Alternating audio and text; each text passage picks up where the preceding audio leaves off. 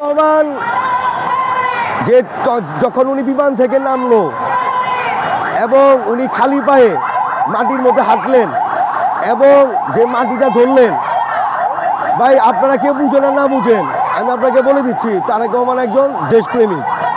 এখন উনি কিন্তু একজন জাতীয় নেতা। আর তারেক রহমানকে সকল যে আমাদের যে রাজনৈতিক দলগুলো আছে, এনসিপি, জামাত, গণ অধিকার, আরও ভিন্ন ভিন্ন যে দলগুলো আছে, সকলেই কিন্তু তারেক রহমানকে কিন্তু নেতা হিসেবেই কিন্তু মানে। একটা হলো এই আমি তারেক রহমান সম্পর্কে বললাম, সে তারেক রহমান একজন জাতীয় নেতা পর্যায়ে। এবং তার ভাষণ সম্পর্কেও যদি বলতে হয় তাহলে আমি তার ভাষণটা খুব মনোযোগ দিয়ে শুনেছি। তার ভাষণের মধ্যে আমি 3টা স্টেজ খুঁজে পেলাম। তার ভেতরে আমি পেয়েছি দেশপ্রেমিক, এবং আমি সে পেয়েছি তার ভাষণ সে বলেছিল আপনারা যদি আমাকে সহযোগিতা করেন তাহলে আমি ভালো কাজ করতে আমার জন্য সহজ হবে। তাহলে তারেক রহমান আপনাকে বলছি, অবশ্যই আমরা সকল রাজনৈতিক দল এবং আমরা সাধারণ দেশের লোক যারা আছি আমরা আপনার পাশে আছি। আর তারেক রহমানের হয়তো উনি ভুলে গিয়েছেন কথাটা বলতে, হয়তো ওনার এই ভুলটা আমি ধরে দিচ্ছি। সে কিন্তু হাদির বিষয়েও উনি খুব শোকাহত প্রকাশ করেছেন। এই জন্য তারেক রহমান আপনার প্রতি আমি খুব প্লিজড। এবং একটা বিষয় আপনি মনে ভুলে গিয়েছেন, বিশেষ করে এই যে দেশকে যে নতুন করে স্বাধীনতা হলো, এই যে যারা নায়ক ছিল এনসিপির যারা নেতা, আমার সার্জিস, আমার হাসনাত, আমার নাহিদ, আপনারা তার কৃতজ্ঞতা প্রকাশ করলেন না, হয়তো আপনি ভুলে গিয়েছেন। তা আশা করি আপনি তাদের বিষয়ে একটা কৃতজ্ঞতা প্রকাশ করবেন। আর তারেক রহমানের বক্তব্যে যদি আমি একটা ভুল খুঁজে পাই বা একটা অসন্তুষ্ট খুঁজে পাই তাহলে ওনার একটা যে ভুল বুঝতে পারছি সেটা হচ্ছে জামাত প্রসঙ্গ। উনি তারেক রহমান বারবার জামাত ইসলামকে বলছেন ৭১-এর যে বিষয়টা নিয়ে। তাই আমি তারেক ভাই আপনাকে এই উদ্দেশ্যে বলতে চাচ্ছি যে আপনার বাবা একজন দেশপ্রেমিক, শহীদ প্রেসিডেন্ট জিয়াউর রহমান, তিনিই কিন্তু জামাতকে পুনর্বাসিত করেছেন এই রাজনৈতিক অঙ্গনে।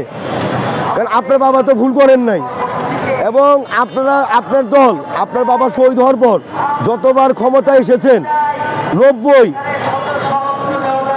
এরপরে আপনারা 2000 সনে যে আসলেন ক্ষমতায়, এই ক্ষমতা কিন্তু আপনারা জামাতের ঘাড়ে বসে এসেছেন। তা সুতরাং এখন এই রাজনৈতিক ভোটের মাঠে আমাদের তর্ক বিতর্ক হতে পারে, চ্যালেঞ্জিং হতে পারে, কিন্তু জামাতকে ওই ৭১-এর বিষয়ে না বলাটাই উচিত। কারণ তারা যদি কেউ, জামাত ইসলাম তো রাজাকারের কোনো দল না, কারণ জামাত তো রাজাকার প্রতিষ্ঠাতা করে নাই। আর রাজাকার প্রতিষ্ঠিত করেছিল পাকিস্তান বাহিনী।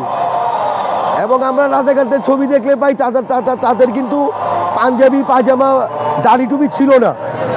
তা সুতরাং তারেক ভাই আপনার প্রতিপক্ষ বর্তমানে কোনো দলই নেই, একমাত্র জামাত।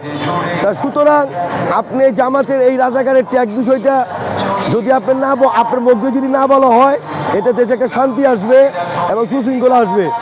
আর বিশেষ করে আপনার দলের যে বড় বড় নেতাগুলোর যে বক্তব্য আমরা শুনতে পাই, তাদের মুখে তাদের কথা শুনে মনে হচ্ছে যে আপনার দলের মধ্যে একটা বিরাট অংশ মুজিববাদ আছে। আশা করি আপনি তাদেরকে বহিষ্কার করে তাদেরকে আপনি শাস্তি প্রদান করবেন। এখন যদি আপনি বলতে চান আমার দলে মুজিববাদ কে, যে তারেক ভাই আমি আপনাকে বলছি, দেখেন আমি মির্জা ফখরুলকে বলছি, যখন আমাদের দেশনেত্রী বেগম জিয়ার ক্যান্টনমেন্টের বাড়ি থেকে বের করে দিল এবং তার বাড়িটা ভেঙে ফেলা হলো, এই বিষয়টা 24-এর পরে উনি একবারও বলেন নাই যে ক্যান্টনমেন্টে দেখলে আমার বুক ব্যথা করে। এই ছাত্র জনতা, এই মুজিববাদের সেই মুজিব যা ইন্ডিয়ান তার মূর্তি যখন ভাঙে তখন আপনার ফখরুলের বুকে ব্যথা উঠে। এই কথা বলার কারণে এরকম আপনি দেখবেন আপনাদের আরও কিছু বড় বড় নেতা আছে, যেমন ফজু, প্রচুর বক্তব্য শুনে মনে হয় কোনো আওয়ামী লীগের কোনো একটা বড় নেতা বক্তব্য দিচ্ছে। এরপর রুমিন ফারহান আপু, তার কথা শুনে মানে 32কে ভাঙা হয়েছে, সে বলছে মব। রুমিন ফারহানকে একবার বললো না যে ক্যান্টনমেন্টে বাড়ি ভাঙা হলো একটা মব? এরপর আপনাদের একজন নাম আছে হাবিব, সে বারবার তার বক্তব্য কথা শুনে সে এখনো বলে বঙ্গবন্ধু। তা ভাই, বঙ্গবন্ধু তো বাংলাদেশের লোকের মুজিব তো বাংলাদেশের লোকের বঙ্গবন্ধু না, সে আওয়ামী লীগের বঙ্গবন্ধু। তাই তারেক ভাই, আপনার কাছে আমার একটা আকুল আবেদন, আপনি প্রথমে দেশ গুছানোর আগে, দেশের কল্যাণ করার আগে আপনি দল গুছান। কারণ যে দল দিয়ে আপনি দেশকে আপনি অনেক উপরে নিয়ে যাবেন, আপনার দলের ভেতরে মুজিববাদ যারা আছে তাদেরকে বের করে দেওয়ার জন্য আমি আপনার কাছে আকুল আবেদন জানাচ্ছি।